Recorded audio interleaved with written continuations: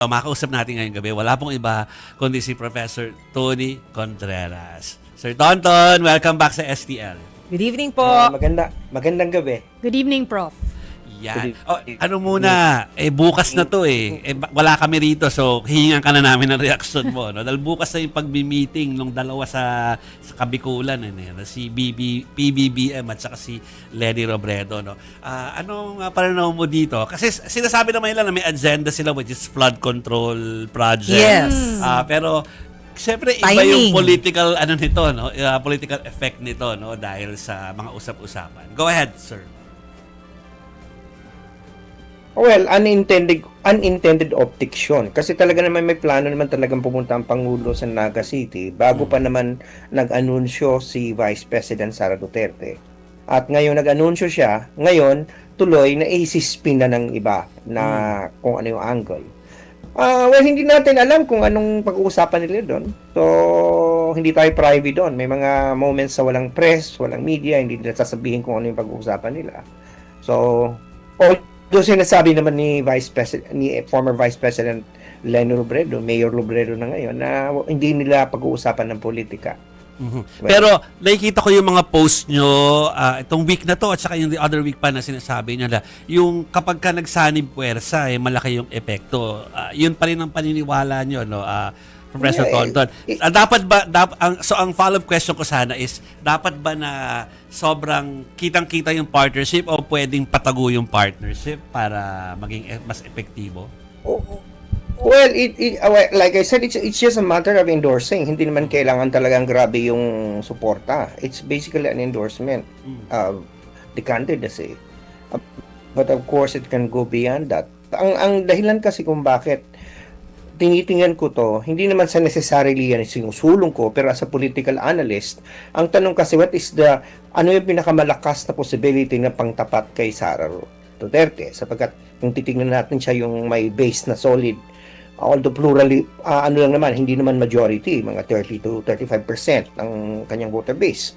So, ang sinong panlaban dyan, malinaw na nakikita ko na ang merong sumusunod na base na may lakas ay kay Lenny. Pero hindi sapat yun. Kailangan, hindi lang pwede mag-consolidate. Kailangan it should expand. And the best source of that expansion would be the endorsement of President Marcos.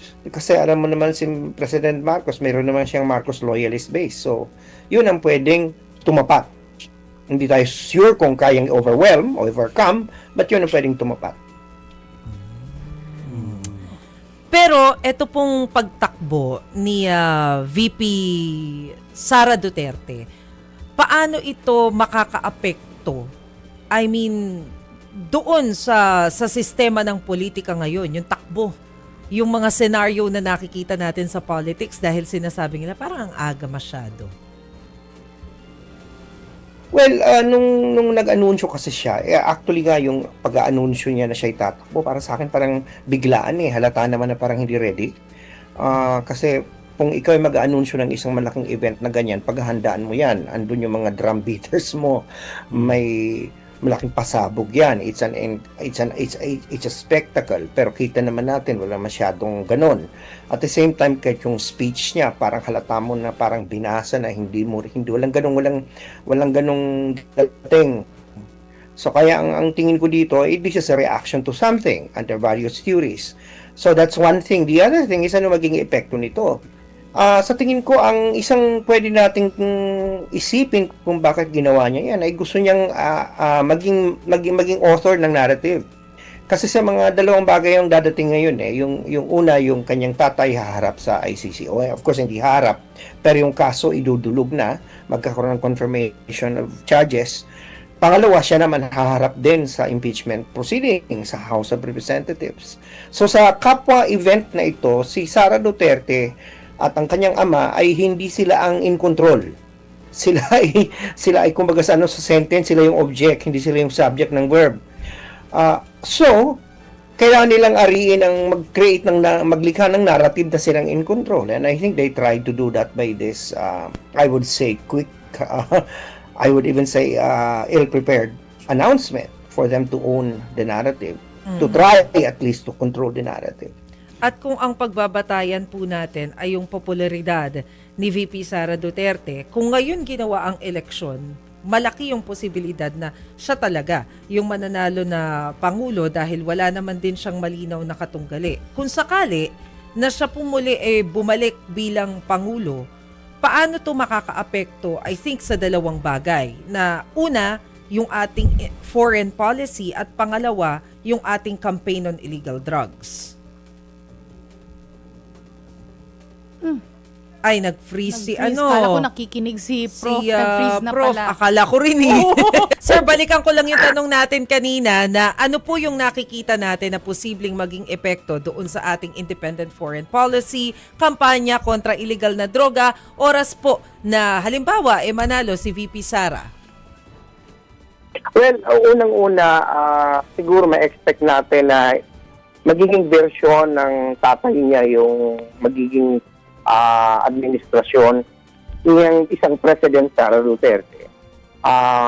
Expected natin na babalik uli ang pivot nila sa China, maaaring paigtingin uli yung war on drugs. However, that is a very simplistic assumption din na baka maging Rodrigo Duterte 2.0 lang siya. Baka meron siya mga bagong mga gagawin. Pero ako kasi ang aking pangamba, they're going to come back with a vengeance. Kita mo naman yung comment ng kanyang mga supporter sa ngayong nagdeklara pa nga lang siya ng kandidatura niya. Meron ng mga tema na naglalabasan na panahon natin ngayon, i-guarantee mo kami sa Sara, VP Sara, meron yung lagot kayo. Yung may mga ganong klase na parang ang nakakabahala dito is that it's going to be really more intense vengeance. It's going to be an administration governed by revenge and setting some scores. So that is what worries me a lot. Administration governed by revenge. Prof, si Chiqui Exactly. Berhelto, kanina Prof, no, nung bumitaw po yung signal nyo, ay minention ko kay Jovi tsaka kay Mase, yung na-notice ko na sinabi nyo po kanina na kung magsanib puwersa o kung magsusuportahan o kung merong endorsement na mangyayari between PBBM kay Lenny Robredo, sabi nyo po kailangan pong mag-expand. Pero sa ngayon po, sabi nyo kahit mag-expand po, parang mahirap pa rin, tama po ba ang pag-intindi ko? Mahirap pa rin talunin si VP Sara Duterte kung sakaling, eleksyon na nga po. Well, hindi naman necessarily mahirap. It's going to be a close race. But there is a better chance kasi ganito po yun. Kung titingnan natin sa mathematics, si Sara Duterte ang talagang merong solid base na 35%. Pero si Lenny naman, meron din siyang base pero hindi ganun kalaki. Pag isama mo doon yung base ni President Marcos, tapos ang labanan, maaaring maging kapantay o baka masigitan ng kaunti yung base ni Sara. At ang magiging battleground dyan, yung independent voter. Ang independent voters kasi dapat nating isipin, yung mga uncommitted, this is where machinery and this is where the issues will come to play. And in terms of machinery, can you just imagine the magnitude of a machinery where you combine the yellow pink machinery with the loyalist machinery? It's going to be formidable. Geographically, it's also going to be formidable. And so that is something that needs to be taken into account. But at the same time, the middle ground will also be the one where ang issue will come in issues of corruption, issues of issues of competence. Pag issue naman doon, mukhang lamang si Lenny kasi wala ka namang masyadong maipipinta kay Lenny na korupsyon. Samantalang kay Sara, ang bigat ng bagahe niya dyan sa issue na yan. Ngayon, pwede mo namang ipinta kay Lenny na lang yung mga alegasyon na siya incompetent, hindi siya niya kaya, but that could also be thrown to Sara. So, lamang si Lenny pagdating sa mathematical possibility at pati na rin doon sa issue ng ang battleground sa independent voters, she will be having an edge because she has lesser baggage pagdating sa issue ng katiwalian. Ano po ang tingin po ninyo? Kasi syempre we're talking about mga voters ngayon, no? Sabi nyo nga, merong mga independent voters. Sa 2028 po, kasi syempre, dadami na lalo, hindi lang yung sa millennials. Millennials have been voting, no? Pero yung mga Gen Z din and maybe some of Gen Alpha. So mag-iiba na po yung landscape ng voters. By that time po, ano po ang mas mabigat o magte-take play, no? Performance record ba o personality politics pa rin po? I think what I see is that it's going to be a hybrid, a combination of personality, but also in terms of performance. But not performance in terms of accomplishment, but in terms of performance vis-a-vis the heightened focus of people on corruption and good governance. Alalahanin po natin na maraming nangyari regarding sa flood control, yung issue ng confidential fund ni Sara Duterte. Meron po tayong impeachment complaint laban kay Sara Duterte ngayon. 4 na yan, nadagdagan pa. So siguro, kaya siguro din nag-move si Sara Duterte na mag-file mag-deklara ng candidacy niya, hoping na mapipreempt niya yung merong matatakot na mga congressman. Meron siyang matatakot na pwedeng lumipat sa kanya, which is going for now. Ang sabi ko nga, kung ang intensyon ni Sara Duterte para mapigilan yung impeachment process. Kasi alam niyo, pag pinag-usapan na yan sa House Committee on Justice, lalabas na yung mga pilit niyang iwasan ng mga House investigation. Wala siya magagawa kundi sagutin ng mga aligasyon na yan, so maglalabasan ng ebidensya. So, ang sabi ng iba, gusto niyang takutin itong congressman, pero alam mo, mahirap din yun kasi baka naman mag-backfire, baka lalo patuloy maging determinado ang mga congressman na impeach siya para mawala ng problema nila sa 2028. Tsaka sabi nyo nga po, meron pang 2 budget pa na kailangan ipasa. So, and yung upper hand ngayon, pagdating sa budget, syempre, nasa administrasyon. So, Exactly. Yes. Yeah, yan. Kinuha ko lang po yan yung sa opinion nyo kasi I saw you saying that in another show po, no? So, ibig sabihin po ba sa paggawa po niya ng early announcement, it's more of a risk kumpara sa benefits for VP Sara? Yes, I think it's a big risk. But I think she wanted to take charge, control the narrative. I don't know whether she was successful there. At the same time, may mga iba din kasing naglalaro sa isip ko. Kung nabasa mo na rin yun tukol naman sa angulo na actually baka naman mali yung tinitingnan natin na lugar. Baka yung pagdeklara niya na tatakbo siya kasi gusto niyang pigilan yung pag-erode ng suporta niya. At marami nang gusto mag-jump ship. Actually, nahiram ko rin to sa isang analyst din na nagsabi nito, si Cleve Argelies. Nakasamahan ko sa Polisay. Siya ay nagsasabi at ako'y sumasang-ayon na ito ay pwede rin tingnan sa na pinipigilan ni Sara Duterte na mabawasan ang kanyang camp. Kasi ang isa sa mga pumasok sa isip ko, maaaring mali ako dito, no? But this is something that is possible. Is baka naman itong ginawa niya para lang maging signal sa mga kaalyado niya, huwag kayong umalis. Huwag niyo akong iwanan.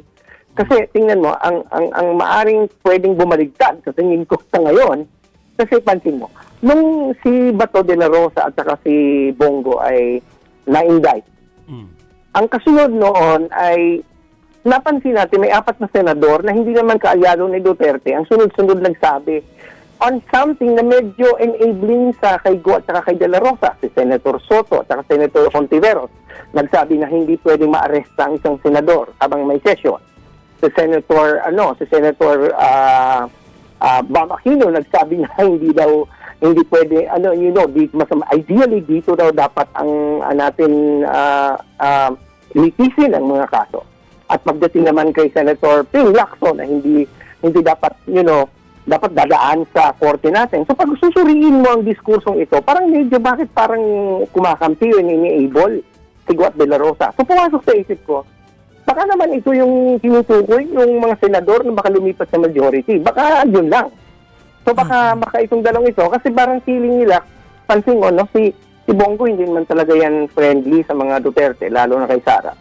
Si de la Rosa naman, pansin natin, nung magtago, wala kang marinig na very vigorous defense mula sa mga Duterte. Samantalang itong dalawang ito, si Go at si de la Rosa, they are where they are right now. They are in trouble, precisely because of the support of the Duterte.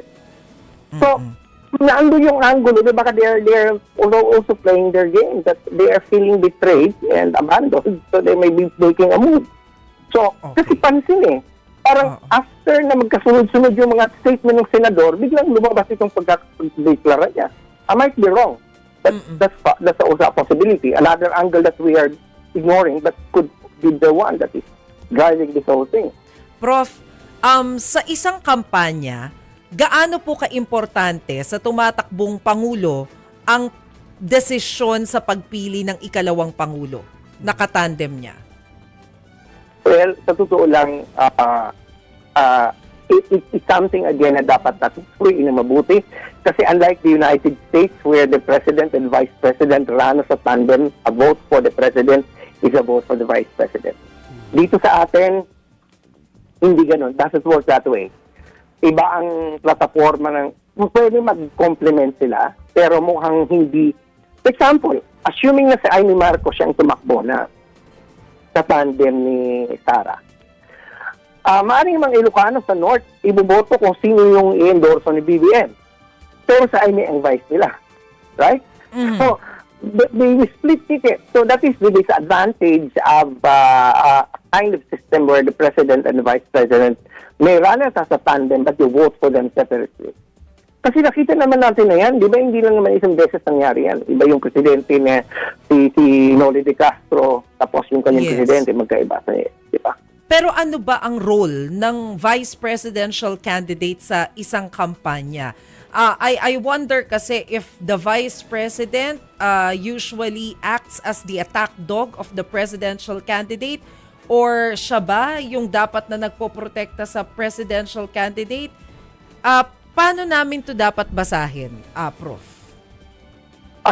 Well, ang assumption dyan, ang Vice President nagdadala ng supporters niya kung ano yung baluarte niya para sumuporta din sa Presidente. Kaya kung minsan yung tandem na Luzon, Mindanao, di ba? Kasi baluarte. At the same time, nagdadala ng resources. Yung resource, yung base, yung pera, yung mga suporta ng pinansyal, sa vice-presidente na kandidato ay pwede ring mahagip yung suporta ng para sa presidente and vice versa. So, yun yung nangyayari. I see. Pero ito ang paghihiwalay, talagang ilang beses naman natin na-witness na rin to na ang vice-presidente Yes. parang nawala sa, so I think that's something that's always there. Kasi lalo na ang vice-presidente is the spare tire. So sometimes there is an ambition to, become the real tire. Kaya ko lang naman po na itanong at gustong maunawaan yung role ng vice presidential candidate kasi kagaya nga po ng nasabi ninyo, baluarte. So kung si Amy Marcos yun, dadalhin niya yung norte, si VP Sara dadalhin yung south. Paano kung si Robin Padilla, anong dadalhin niya? Magandang tanong yan. Ako nga hindi ko alam ang sagot dyan. Okay. Kasi ang baluarte, ano ba ang baluarte ni Robin Padilla? Kaya siya nanalo dahil siya sikat, artista. Pero sa ngayon, wala siyang geographical, wala. Ibang sa Senado kasi, 12 kayong tumatakbo doon, di ba?